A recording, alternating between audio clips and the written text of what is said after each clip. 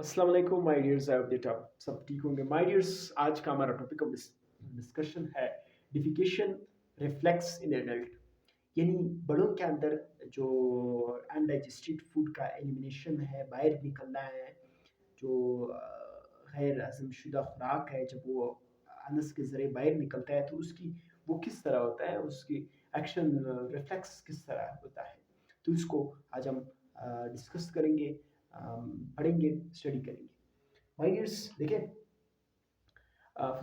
ये जो पहली लाइन में हमें ये बता रहा है कि जो person usually can initiate defecation reflex north स्प्लैंक, ये है, ये फजूल सी बात है। फिर भी बहरहाल आप पढ़ लें, ठीक है, कि जो नॉर्थ अमेरिकन स्प्लैंक है वो डिफिकेशन का ये है, हमने ये लिखा है, ठीक है। बाय होल्डिंग, यहाँ से आप देख सकते हैं, by holding a deep breath, जब हम गहरी सांस लेते हैं, ठीक है, and contracting the abdominal muscles, जब हमारे एब्डोमिनल जो मसल्स है, पेट की जो मसल्स है, वो कंट्रैक्ट कर जाते हैं, जब हम ऐसे गहरी सांस लेते हैं, ठीक है, डीप ब्रीथ लेते हैं, तो हमारे जो एब्डोमिनल मसल्स है वो कंट्रैक्ट कर जाते हैं। तो यहाँ से क्या होता है, this action increase the internal pressure and the and force the feces into the rectum। तो यहाँ से जो एक अंदर की तरफ एक प्रेशर इंक्रीज हो जाता है, वो फोर्स करता है कि हमारे फिसिस को रेक्टम की तरफ। रेक्टम क्या था माय डियर्स, मैं यहाँ पे छोटा सा डायग्राम बना लेता हूँ ताकि आपको फिर समझा सकूँ। माय डियर्स, यहाँ पे आप देख सकते हैं, ये एक लार्ज इंटेस्टाइन है, ठीक है। इस हिस्से को रेक्टम बोलते हैं, यहाँ से लेकर यहाँ तक रेक्टम बोलते हैं। इस रेक्टम के अंदर फिसेस यानी अनडाइजेस्टेड वेस्ट स्टोर होते हैं। जब हम फोर्स करते हैं यानी सांस लेते हैं तो हमारे एब्डोमिनल जो मसल है वो कंट्रैक्ट होते हैं, तो इसकी वजह से यहाँ पे प्रेशर पड़ता है, तो फिसेस यानी अनडाइजेस्टेड फूड आके रेक्टम में स्टोर हो जाते हैं, ठीक है। The action increase the internal pressure and force the faeces into the rectum, यानी जब फोर्स लगता है, ठीक है, तो यहाँ से फिसेस अनडाइजेस्टेड वे आके इस रेक्टम के अंदर स्टोर हो जाते हैं, ठीक है। My dears, I hope that आपको नजर आ रहा होगा। मैं यहाँ पे थोड़ा सा सेट कर लेता हूँ, यहाँ पे स्टोर हो जाते हैं। When the rectum is filled, जब ये रेक्टम फिल्ड हो जाता है यानी फिसिस से भर जाता है, it walls are distended and defecation reflex is triggered।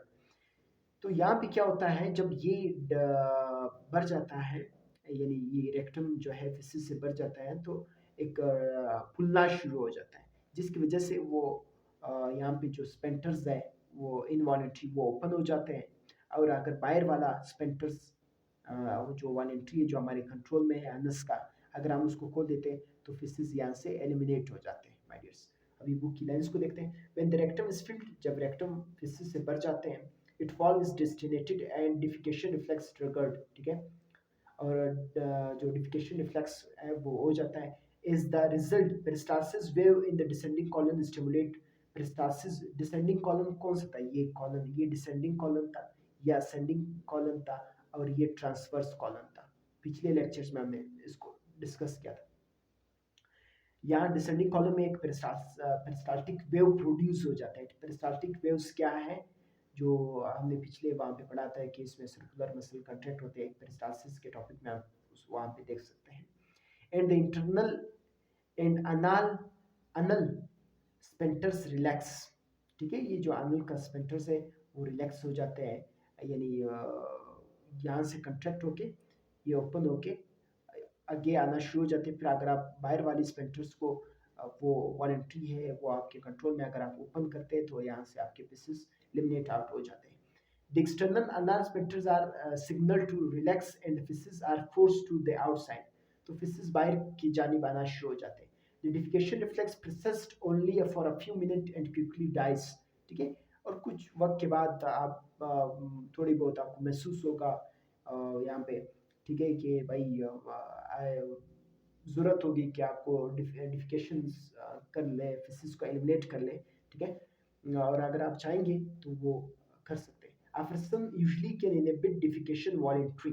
Voluntary भी आप इसको रोक सकते हैं बहुत कम अरसे के लिए, यानी बाहर वाला लेयर्स अगर आपका अनस का आप नहीं चाहते हैं कि वो ओपन हो जाए, ठीक है, तो वहाँ पे स्टोर कुछ वक्त के लिए हो सकते हैं।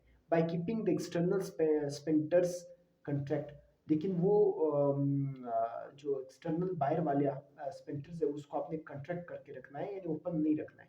तो ये छोटी-सी बात ये है, पूरा टॉपिक को अगर मैं कंक्लूड करूँ, वो ये बता रहा है कि बड़ों के अंदर जब फिशेस जो है उसके ऊपर एक, जब आप डीप ब्रेथ लेते हैं, सांस लेते हैं, तो एब्डोमिनल मसल्स जो है कंट्रैक्ट होते हैं, जिसकी वजह से आपकी जो फिशेस है वो इस यहाँ से लार्ज इंटेस्टाइन से होते हुए रेक्टम के अंदर आके स्टोर हो जाते हैं।